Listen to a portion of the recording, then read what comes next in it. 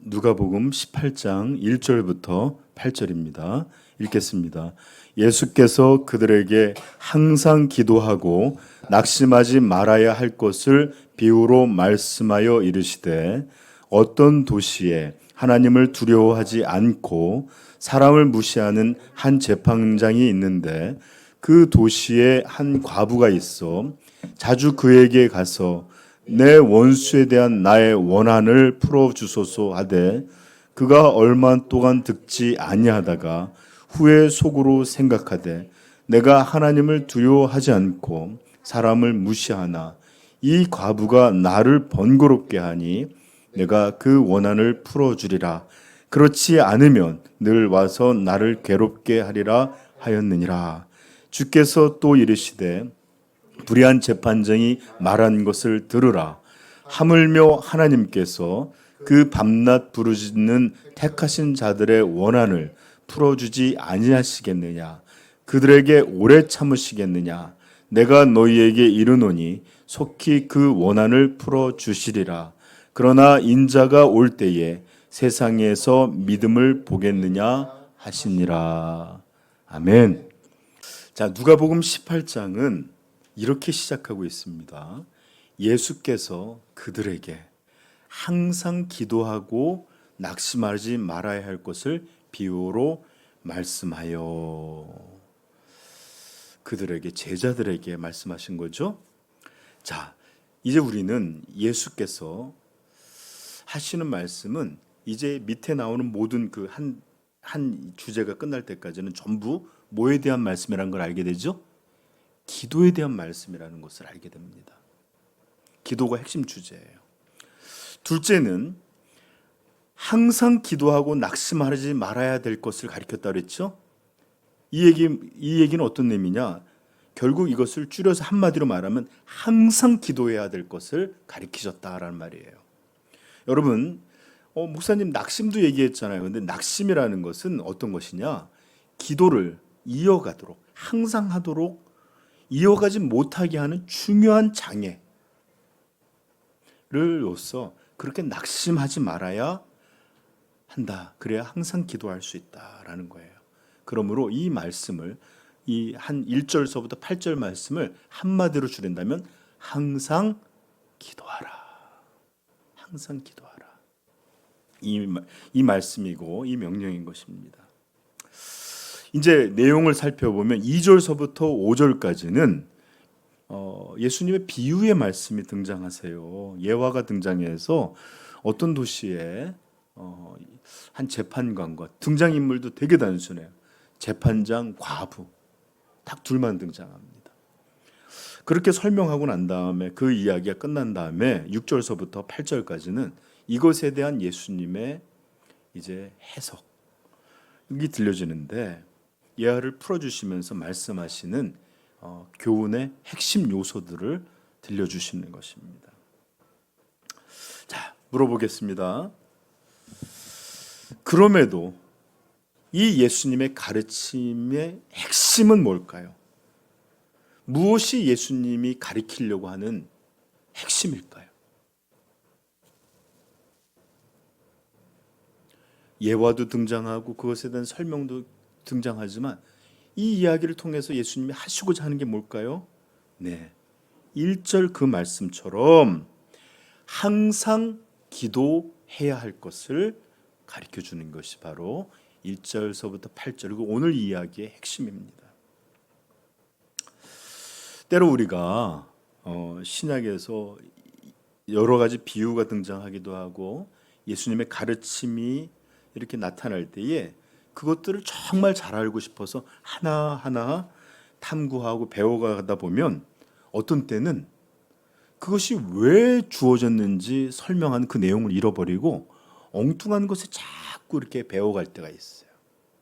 그러나 지금 예수님이 하시려고 하시는 핵심, 우리는 그런 잘못된 것에 빠지지 말고 예수님이 가르쳐주려는 명확한 가르침이 무엇인지를 분명해야 합니다. 그 가르침의 핵심 뭐다? 항상 기도하라. 또는 항상 기도해야 한다. 그런 말씀입니다. 그래서 저는 원래는 한 2주만 할까 또는 3주 해야 되나 그러는데 제 생각에 3주 정도 될 것 같아요. 3주에 걸쳐서 이 설교를 전할 텐데 여러분들이 이 설교가 어떤 이야기들을 듣게 돼도 설교자의 목적은 성도들과 저 자신이 항상 기도해야 된다라는 것을 배우려고 한다라는 것을 잊어버리지 않고 설교를 쫓아올 수 있기를 축복합니다. 저는 이 예수님의 가르침을 그 내용에서보다 내용 이전에 문맥에서부터 시작하고자 해요. 문맥에서부터. 제가 몇 번 여러분들에게 말씀드렸지만 지금 우리가 읽고 있는 성경은 어디죠? 누가복음이라는 책 제목이 있고 몇 장이죠? 18장 1절서부터 8절까지라고 우리는 그래서 찾아서 읽고 있습니다. 그런데 여러분 본래에 신약 성경, 구약 성경 이런 성경에 장절이 없었어요. 그냥 하나의 통째로 이어지는 내용이었습니다. 그러던 것이 1551년 출판업자 스테파누스라는 이 사람에 의해서 이걸 넣으면 얼마나 찾기 쉽고 읽기 편할까 해서 넣게 된 것이 이게 시조가 돼 지금까지 우리에게 오는 겁니다. 자, 우리가 이것이 얼마나 편한지는 우리가 사용을 통해서 알 수 있잖아요. 제가 누가복음 18장 1절서부터 8절인가로 쏙 찾아갖고 똑같이 읽었어요. 근데 이런 게 없다면 어딜까요? 자, 누가복음 한 중간쯤 거기 보면 재판장 이야기. 목사님 잠깐만 한 5분 이러다가 성경 읽기가 얼마나 힘들겠습니까? 그렇죠? 생각해 보세요. 이런 게 없다면 얼마나 우리가 한꺼번에 읽든지 찾아보는지 불편하겠어요. 그렇죠? 그런데 이렇게 편리한 장과 절도 장점이 있으면 단점도 있겠죠. 세상 일이라는 게 꼭 그래요. 뭐 하나를 얻고 나면 꼭 잃어버리는 게 좀 있어요. 자, 그것이 뭐냐? 종종 우리가 성경을 하나의 전체적인 문맥으로 읽고 장이나 절이나 이렇게 나눠진 게 아니라 하나의 연결된 하나의 덩어리라는 것들을 종종 잃어버릴 때가 있어요. 그러다 보니까 성경이 원래 기록되듯이 앞의 내용에 연이어서 나오는 거라고 이해하지 못하고 18장 또 그다음에 19장 이렇게 찾아서 읽고 생각할 때가 많아요. 자, 그러므로 편리함도 놓치지 않고 성경 본래의 뜻도 놓치지 않기 위해서는 어떻게 해야 될까요? 우리는 이것이 어떤 문맥 속에 있는지를 살펴야 합니다. 그래서 우리는 17장 내용들이 어떤 것이었고 왜 이 이야기에 연이어서 18장 이 말씀이 나왔는지를 이제 우리가 살피려고 해요. 자, 사실 18장이 이어지는 내용은 17장 전체가 아니라 사실은 20절서부터 시작되는 것으로 보는 게 좋겠어요. 17장 20절로 한번 가볼까요? 읽어봅시다. 같이. 여봐요. 딱 찾으니까 우리가 편하게 읽죠? 20절 읽읍시다. 바리새인들이 하나님의 나라가 어느 때에 임하나이까 묻거늘 예수께서 대답하여 이르시되 하나님 나라는 볼 수 있게 임하는 것이 아니요 또 여기 있다 저기 있다고도 못하리니 하나님의 나라는 너희 안에 있느니라. 이렇게 말씀하심과 동시에 또 제자들에게 이르시되 때가 이르리니 너희가 인자의 날 하루를 보고자 하되 보지 못하리라. 여기서 인자의 날은 어떤 날일까요? 예수 그리스도의 종말, 재림, 이 하나님 나라가 이 땅에 임하시는 우리의 구속이 완성되는 그 날을 말하는 겁니다. 그래서 예수님께서는 언제 하나님 나라가 임합니까? 이 바리새인들의 질문에 대답해 주면서 이제 이 땅의 종말에 대해서 우리에게 연이어서 가르쳐주는 그런 내용들이 납니다. 23절 한번 읽어볼까요? 시작. 사람이 너희에게 말해야 돼. 보라 여기 저기 있다 보라 여기 있다 하리라. 그러나 너희는 가지도 말고 따르지도 말라. 번개가 하늘 아래 이쪽에서 번쩍여서 하늘 아래 저쪽까지 비침같이 인자도 자기 날에 그러하니라. 아멘. 자, 이제 예수님이 재림에 대해서 말씀하시는 건데, 사람들이 여기 있다 저기 있다 해도 너희는 그것을 따르지 말고, 마치 예수님께서 임하시는 건, 목사님 만약에 우리 아시아인 한국에 임하시면 저쪽 반대편인 아메리카나 이런 데는 언제 이렇게 아니라 시간과 공간을 초월해서 번개가 번쩍이면 하늘에서부터 땅끝까지 확 이렇게 반해지는 것처럼 모든 곳에 우리가 이런 물리적인 것이 아니라 이런 것처럼 비침과 같이 인자도 모든 곳에서 임하심을 알게 될 거다라고 설명해 주고 있습니다. 그리고 또 그 마지막 때를 여러분 들려주시는데, 그때는 어떤 때일지 들려주시는데 26절, 노아의 때가 된 것 같이 인자의 때에도 그러하리라.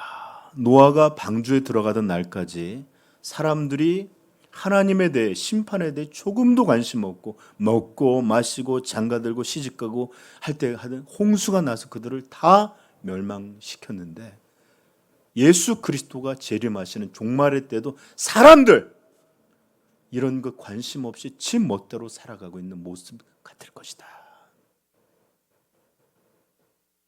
또 한번 롯의 소돔에서 나가던 날에 하늘로부터 불과 유황이 비오듯 하여 그들을 멸망시켜, 그런 것처럼 소돔과 고모라는 심판에 대해서 관심이 없고 그걸 들었던 사람들은 농담처럼 받아들였어요. 그리고 33절 이렇게 말합니다. 무릇 자기 목숨을 보전하고자 하는 자는 잃을 것이요 잃는 자는 살리라. 또 아까 말씀했죠. 25절, 그러나 그가 먼저 많은 고난을 받으며 이 세대에서 버림받아야 할지니라. 즉 노아의 때와 같을 때, 그리고 종말의 때에 우리 믿는 자들은 자기 목숨을 보존하려고, 육체를 위해 살려고 하면 이렇게 될 것이고, 자기 목숨을 그렇게 내어주게 되면 살리라 하는 것처럼 고난과 환난, 핍박 이런 것들이 분명히 있을 것이고, 또 생각지 못한 때 어떤 일은 버려두고 어떤 일은 데려감을 받을 것이다. 예수님께서 말씀하고 계세요. 이게 예수님이 재림하실 때 종말에 대한 이야기를 마치시고 18절에 이어서 하는 말씀이에요. 그러면서 그 종말에 대한 이야기를 연이어서 뭐라고 들려줘요? 예수께서 그들에게 항상 기도하고 낙심하지 말아야 할 것을 비유로 말씀하시되. 그러므로 우리는 이 18장 예수님의 비유가, 말씀이 예수 그리스도의 임하시는 그 말세의 때, 환난과 핍박이 있는, 즉 예수 그리스도의 재림과 하나님의 나라의 완성과 이런 것을 기다리는 제자들에게 어떻게 그것을 기다리고 어떻게 그 시대를 살아야 될 것을 들려주시기 위한 말씀이 바로 18장 말씀이라는 것을 알아야 합니다. 이해하셨죠? 그 종말의 때에 제자들은 어찌해야 되는가를 가리키는 게 18장 말씀이에요. 그것을 우리가 더 확신 있게 알려면 8절 후반부에 보면 뭐라고 그러냐면 18장 8절 후반부에 뭐라고 되어 있죠? 그러나 인자가 올 때에 세상에서 믿음을 볼 수 있겠느냐 하시니라.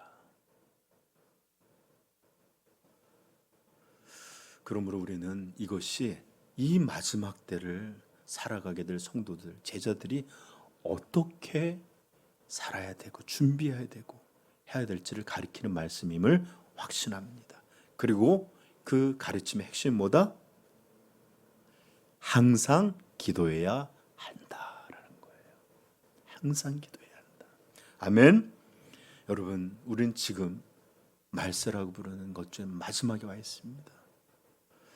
유혹이 넘쳐납니다.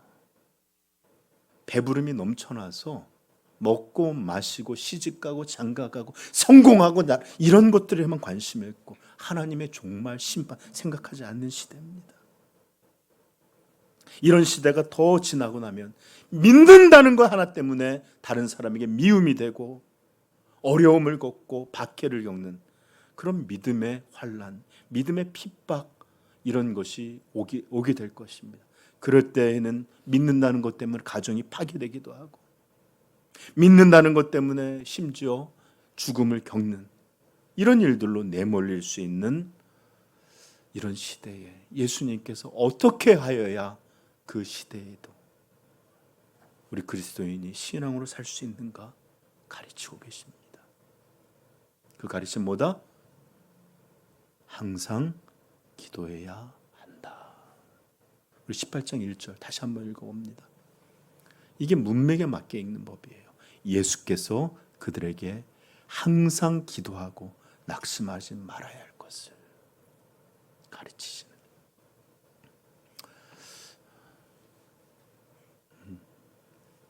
여러분 항상 기도하고 계시죠?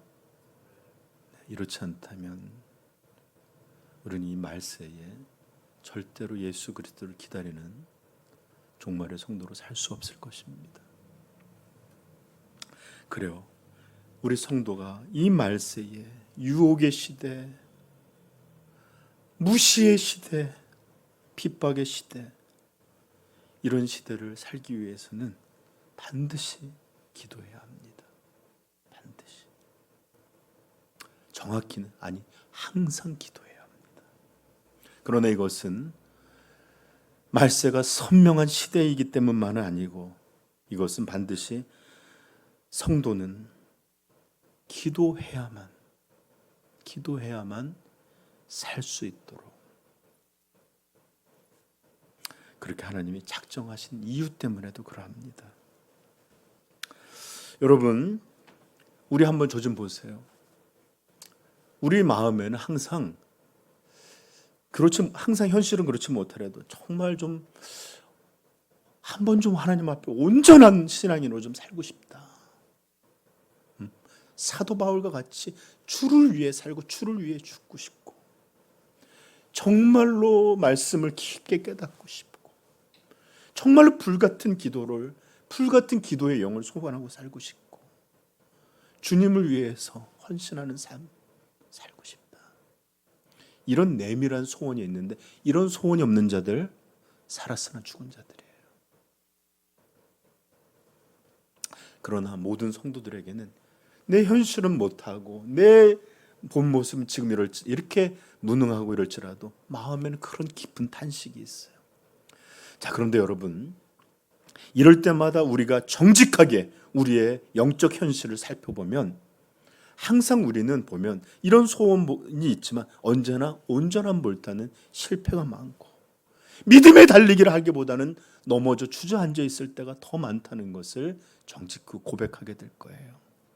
물론 이런 것은 다 자기들만의 상황들이 있습니다. 목사님, 제가 물질만, 가정에 좀 경제적인 것만 확보되면 믿음 생활 잘할 텐데, 이런 마음이 있을 수도 있고, 이런저런 문제만 없다면 하는 이런 마음의 정당한 이유들이 각자 분명히 다 그들에게 있을 것입니다. 그러나 언제든 말입니다, 신앙이 실패와 넘어짐과 또 혼미함 속에 이런 일을 겪을 때마다 우리 성도들에게는 언제나 동일하게 우리 영혼에서 작용하는 똑같은 하나가 있다는 것을 알게 되는데, 바로 그것은 언제든 그럴 때마다 기도의 생활이 무너져 있다라는 것을 알게 됩니다. 존 노웨는 죄 죽이기에서 뭐라고 말해? 죄는 기도를 죽이고 기도는 죄를 죽인다라고 가르쳤어요.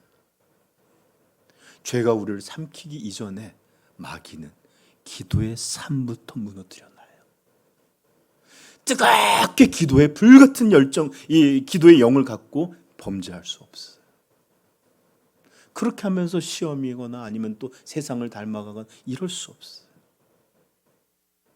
두 개는 언제나 이렇게 하나가 높아지면 하나가 낮아지는데, 항상 우리가 신앙이 무너져 있을 때 살펴보면 기도 생활에 무언가 그 문제가 있거나 장애가 있다는 것을 언제나 발견하게 될 것입니다.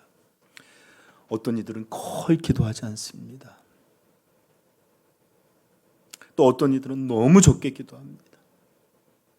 또 어떤 이들은 꾸준히 아니라 드문드문 생각날 때만 기도합니다. 또는 시간을 정하고 장소를 정해서 꾸준히 하는 사람이라 할지라도 그 기도가 도대체 무슨 기도를 했는지, 아침에 한 기도가 저녁에 떠오르지 않을 정도로 거의 형식적인 것이 되어 있는 것을 발견하게 됩니다. 그러하기에 신앙의 문제가 있는 모든 곳에 언제나 기도 생활의 무너짐이 있다라는 것은 정확합니다. 왜 그런지 생각해보면 기도가 가진 특성 때문에 그래요. 여러분, 사도 바울은 빌립보 감옥에 몽둥이를 맞고 매를 맞고 갇혔어요. 그러나 그가 어떻게 했죠? 몸은 갇혔고 상처는 입었고 이 복음은 갇힌 것 같이 보였을 때도 그는 하나님을 찬미하고 기도했더라. 그의 신앙은 꺾어내지를 못했던 것입니다. 이렇게 한 성도가 기도에 깨어있고 기도의 열렬함을 가지고 있다면 그 성도는 거의 그들의 신앙 거의 넘어지지 않습니다. 죽음 앞에서도 꺾이시지 않아요. 왜 그럴까요? 기도가 바로 하나님이 잡고 있다는 가장 분명한 증거이기 때문에 그렇습니다. 성경의 역사가, 우리 교회에서의 믿음의 선배들의 기록들이 이것들을 우리에게 분명히 보여줍니다. 그들은 우리보다 나은 환경이 아니었어요. 그들이 우리보다 유리한 영적 환경도 아니었고, 얼마나 많은 고난과 죽음과 무너짐들과, 우리 선교사들 보면 아내를 잃어버리고 자식들을 다 잃어버리고 남편을 이렇게 홀로 남아서 끝끝내 복음을 전하다 이 땅에 묻힌 선교사들이 양아지 묘에 묻혀 있는 것들 보지 않습니까? 결코 우리보다 나았기 때문에 하나님이 그들을 붙잡고 계셨기에, 기도하는 영혼들이었기에 그들은 이런 일들을 이어나갈 수 있었던 것입니다. 상황의 어떠한 수많은 신앙의 장애 그리고 불같은 시험에서도 기도하는 사람은 하나님의 능력을 힘입습니다. 이것이 곧 하나님의 능력의 통로이자 하나님이 그를 붙잡고 계시는 가장 중요한 증거가 바로 기도의 자리이기 때문에 그렇습니다. 그리고 그것이 바로 기도의 특징이에요. 마태복음 7장 7절 8절 우리에게 말합니다. 구하라 그리하면 너희에게 주실 것이요, 찾으라 그리하면 찾을 것이요, 문을 두드리라 그리하면 너희에게 열릴 것이니 구하는 이마다 얻을 것이요, 찾는 이가 찾아낼 것이요, 두드리는 이에게 열릴 것이니라. 요한일서 5장 14절 15절 그를 향하여 가진 바 담대함은 이것이니 그의 뜻대로 무엇을 구하면 들으심이라. 우리가 무엇이든지 구하는 바를 들으시는 줄을 안즉 그에게 구한 그것을 얻는 줄을 또한 아느니라. 예레미야 29장 12절도 말합니다. 너희가 내게 부르짖으면, 내게 와서 기도하면 내가 너희들의 기도를 들을 것이요. 이렇게 하나님은 우리가 하나님의 능력을, 생명의 샘을 에낙골에 부르짖는 자가 얻는 샘처럼 얻게 하시도록 기도를 우리에게 주신 것입니다. 그리고 이 기도가 얼마나 큰 능력으로 역사하는지 예수님도 보여주시는데, 베드로가 예수님을 3번 부인하고 넘어질 걸 아셨어요. 그래서 그를 위해서 기도하시는데 누가복음 22장 33절 말합니다. 시몬아 시몬아 보라 사탄이 너를 밀가부르듯 하라고 요구하였으나 그러나 내가 너를 위하여 내 믿음이 떨어지지 않기를 기도하였노니 너는 돌이킨 후에 내 형제를 굳게 하라. 사단이 그의 영혼을 밀가부르듯 하듯이 요구했으나 예수님은 기도를 통해서 그를 위해서 기도한 것입니다. 여러분, 어떤 신학자들은 그렇게 말해요. 스데반 선교사가 죽을 때, 집사님이 죽을 때, 이 죄를 저들에게 돌리지 마옵소서 하는 기도가 없었다면 사울이 바울이 되는 일도 없었을지도 모릅니다. 이렇게 말하기도 합니다. 여러분, 지난주 제가 이번 주 금요일에 할지, 하나님은 하나님 안에 있는 대부분의 부요함을 우리가 기도하는 것으로 얻도록 그렇게 작정해 두셨습니다. 그러므로 잊어버리지 마세요. 에나꼬레, 부르짖는 자의 샘, 부르짖는 자가 얻는 샘. 이런 부르짖음을 통해서 하나님은 그에게 생명의 생수를, 목마름을 해결해 주시고 승리를 얻게 하여 주시고 넘어짐에서 일으키게 하시는 능력을 베풀어 주십니다. 아멘. 그러므로 야고보서 4장 2절은 우리에게 이렇게 말합니다. 너희가 얻지 못하는 것은 구하지 아니하기 때문이요. 하나님이 주시고자 하는 복을 얼마나 많이 우리가 놓쳤는지, 이 기도를 통해 얻게 하셨는데, 그거를 통해서 강건하게 하시고, 그걸 통해서 가족의 구원을 이루시고, 그걸 통해서 수많은 이들을 도구하게 하신 이 엄청난 일을 우리에게 주셨는데 구하지 아니함으로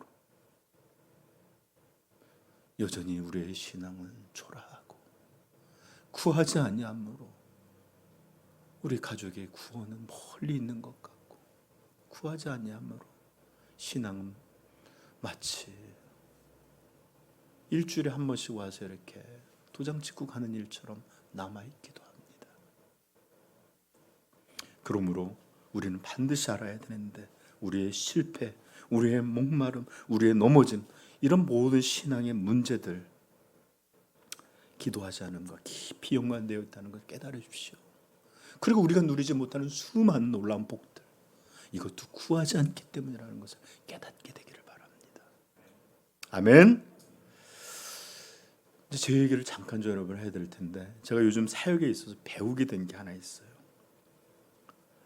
제가 이 공릉동으로 이전을 하고 올 때마다 여러분 아무도 모를 거예요. 저 길가에 보면 항상 많은 사람들이 지나다녀요. 특별히 젊은이들이 많아요. 우리 과기대 생들이 많은데, 저는 그게 한 번도 그냥 젊은이들 만나가 아니라 마음에 부담이 자꾸 돼요. 어떻게 해야 내가 여기 끌고 모아서 교회를 크게 이룰까, 이런 게 아니라 어떻게 이 신앙을 대적하고 무시하는 시대에 이들에게 전도할 수 있을까? 어떻게 해야 예수 그리스도의 복음이 이들을 전해지고 전파할 수 있을까? 정말 답답하고 어떤 때는 막막하기도 합니다. 물론 제가 요만한 쪽지를 만들어서 하나씩 주는 이런 거 전도했다 만족하면 알 수 있겠지만, 저 그런 방식은 아닌 것 같다는 생각이 자꾸 들어요. 그래서 막막하기도 합니다. 그때 제가 골로새서 4장 3절의 말씀을 읽게 됐습니다. 골로새서 4장 3절 찾아볼까요? 골로새서 4장 3절입니다.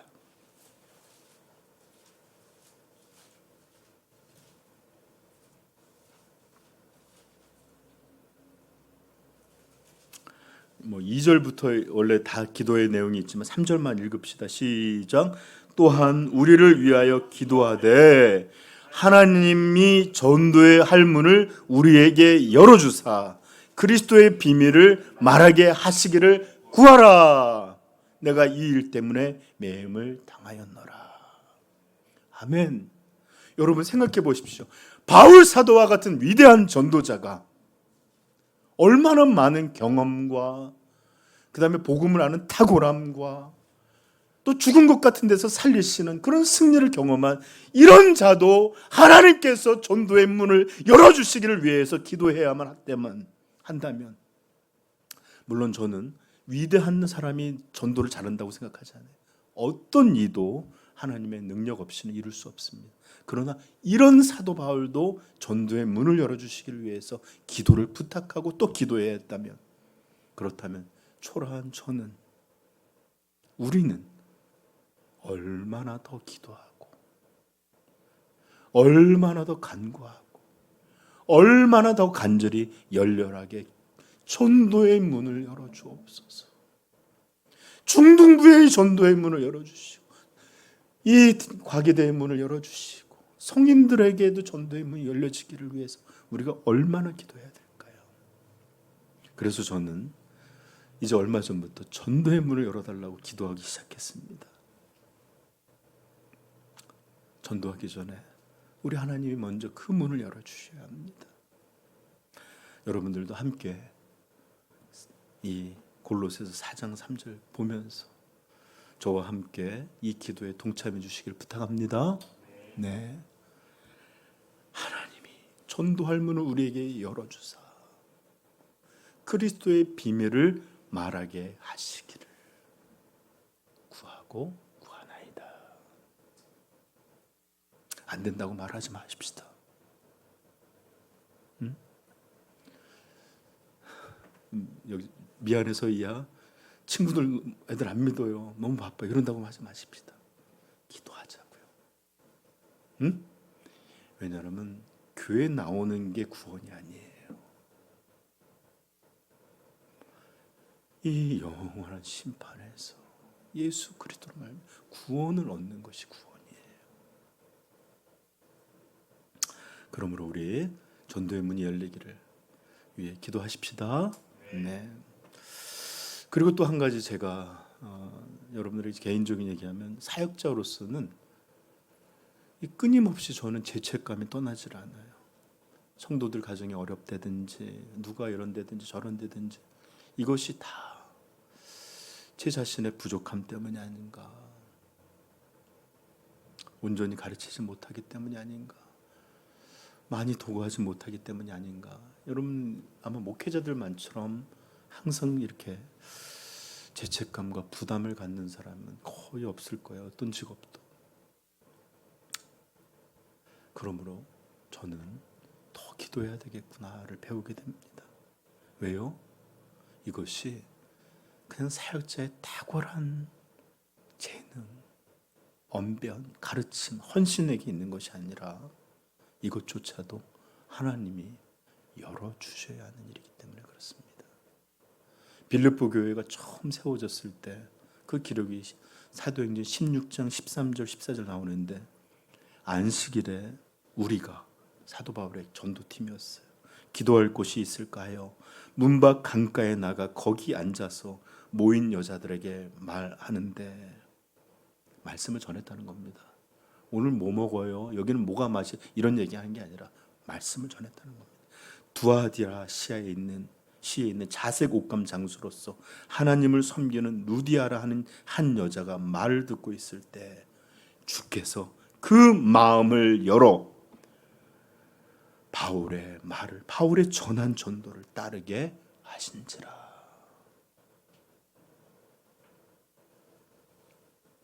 여러분, 사람이 어떤 사역적 최선 노력을 다한다 해도 그 사람이 할 수 있는 것은 사람의 최선, 실패일 뿐입니다. 그러나 우리 하나님의 가장 작은 역사를 할지라도 하나님이 여시면 회개가 임하게 합니다. 마음의 변화가 회심이 있게 합니다. 통회하며 하나님 앞에 나와 구원을 얻게 하고 예수를 나의 구원자요, 그분은 나의 하나님이 왕이시다 고백하게 합니다. 이것이 바로 하나님의 역사인 것입니다. 그러므로 저와 여러분이 모두 함께 기도하고 전하고 기도하는 그런 믿음의 사람들 될 수 있기를 간절히 축복합니다. 네. 왜요? 성도는 기도해야 살 수 있습니다. 신앙뿐 아니라 사역도 기도해야만 믿음의 한 걸음이라도 내딜 수 있습니다. 그러하기에 믿음의 선조들이 기도를 선택할 수 없는 영혼의 호흡이라고 가르쳤던 거예요. 숨 쉬지 않으면 죽잖아요. 기도하지 않으면 죽습니다. 그러므로 오늘 예수님의 가르침, 항상 기도해라. 이 말씀이 여러분들에게 임하기를 축복합니다. 제가 한 가지 예화를 들려드리고 오늘 설교를 마칠게요. 우리나라가 지금 굉장히 물질적인 성공을 거둬서 선진국 반열에 들어섰어요. 경제적으로는. 그런데 그 과정에 굉장히 많은 영웅들이 있었어요.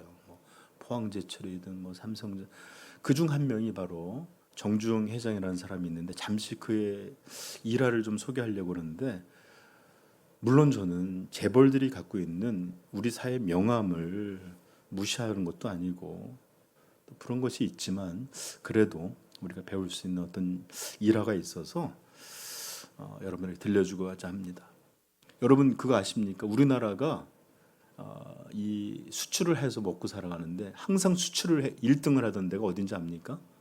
삼성전자였어요. 근데 얼마 전에 현대자동차가 삼성전자를 누르고 수출 1위가 됐었습니다. 지금 우리 현대자동차는 글로벌 3 안에 드는, 세계 안에 드는 글로벌 회사로 성장해서 굉장하죠, 그렇죠? 그런데 그 시작은 굉장히 초라했습니다. 우리나라는 중공업이 발전한 나라가 아니었기 때문에, 다른 나라는 100년 전 벌써 자동차 있을 때 우리는 소달구지도 제대로 없던 시대였기 때문에 그 시작은 참 초라했는데, 1967년 현대자동차가 창립되었는데 1996년부터 그걸 준비할 때 정주영 회장은 이 현대자동차가 초기부터 다른 나라의 모델을 갖고 와서 조립해서 팔 것이 아니라 우리만의 독자 모델을 갖고 시작하자, 이렇게 주장을 했는데 내부적으로 반발이 너무 많았어요. 아니, 우리가 뭘 해본 적도 없는데 어떻게 내부적 자체 모델을 갖추고 시작하느냐. 시작하는 회사가 기술도 없는데 어떻게 그렇게 할 수 있느냐. 그래서 내부적으로 반발이 많았어요. 그 당시 현대자동차의 사장이 누구였느냐? 정주영 회장의 동생이었던 정세영 사장이었는데, 이 사람이 그런 모든 것을 이제 짊어지고 정주영 회장에게, 형님 이것은 안 됩니다, 막 이렇게 말리고 있었을 때 정주영 회장이 그 사장에게 뭐라 그랬는지 아십니까? 바라보면서, 이봐, 해봤어? 라고 그렇게 말을 했고, 강제로 밀어붙여서 우리도 잘 알고 있는 포니라는 자동차를 시작으로 현대자동차 시작됐는데, 네, 그 유명한 말, 이봐, 해봤어? 이 말이 이 현대의 아주 중요한 말, 그리고 정주영 회장이 아주 어록으로 남아있는데, 이런 이야기는 계속 등장합니다. 1984년 바다를 메워서, 서해안에 바다를 메워서 간척 사업, 이렇게 파인 데를 흙을 물어붙여 갖고선 땅을 만드는 사업을 하려고 했는데, 서해안이 굉장히 물살이 센 곳으로 유명한데, 그러다 보니까 공사는 난항이 되고 이 지지부진해서 할 수가 없었습니다. 근데 그 현장에 찾아왔던 정주영 회장은 한참을 바라보다가, 우리 유조선 그 노후화된 거 배 있잖아, 거기다 여기다 쳐박고 하면 안 될까? 그랬더니 현장에 있던 다 전문가들이, 그렇게 하면 안 됩니다, 이러면서 다 반대하실 때 정주영 회장이 또 그 말을 합니다. 이봐, 해보긴 해봤어?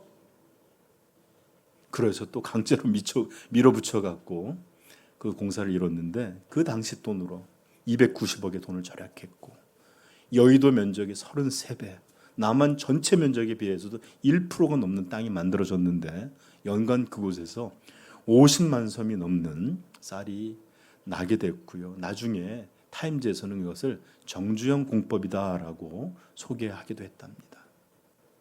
이런 일만 있었던 게 아니죠. 배 하나도 없을 때도 가서 배를 만들겠다고 그러니까, 어떻게 우리 만드냐, 해봤어요.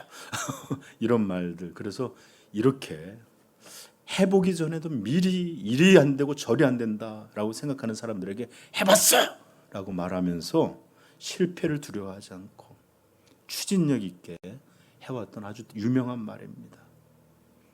그래서 지금도 해봤어가 정주영 회장이 남긴 가장 유명한 말이 되었습니다. 저는 이 말을 우리 믿는 사람은 이렇게 바꿔야 한다고 생각합니다. 이봐, 기도해봤어? 뭐 이렇게 시작하기 전뿐만 아니라 문제들을 겪고 있는 성도들에게는 또 이렇게 묻고 싶기도 합니다. 이봐, 항상 기도하고 있어? 어려움에 고통받고 있는 사람들, 이봐, 항상 열렬히 기도하고 있어. 그래요, 여러분. 우리 성도는 다시 한번 말씀합니다. 기도해야 살 수 있습니다. 기도를 통해 하나님의 능력과 은혜를 얻도록 하나님 작정하셨습니다. 그리고 이제 말씀을 살아가는 성도들에게 예수님은 가르치고 계세요. 항상 기도하고, 이 기도가 멈추지 않도록 낙심하지 말아야 될 것을 가르치셨습니다. 그러므로 저는 2주 3주 동안 여러분들에게 항상 기도해야 될 것을 여러분과 저 자신에게 가르치고자 합니다. 오늘 설교 제목이 뭐죠? 기도합시다, 성도요. 이것이 우리가 살아갈 수 있는 유일한 힘이 될 것입니다. 기도하겠습니다.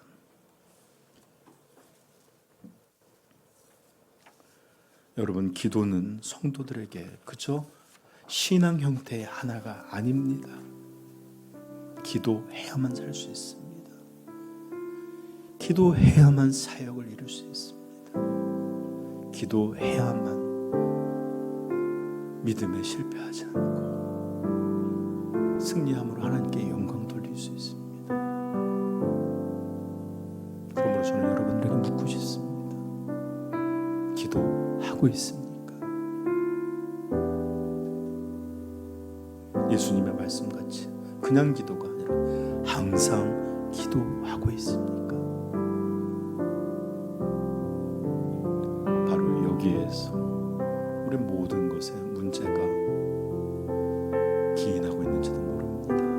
여러분, 이 시간에 같이 기도할 때에 6월은 다시 일어나기를 힘쓰는 달인데 기도함으로 우리 다시 한번 신앙의 부흥을 경험할 수 있기를 우리 주님의 이름으로 축복합니다. 우리 오늘 말씀을 기억하면서 같이 기도하십시다.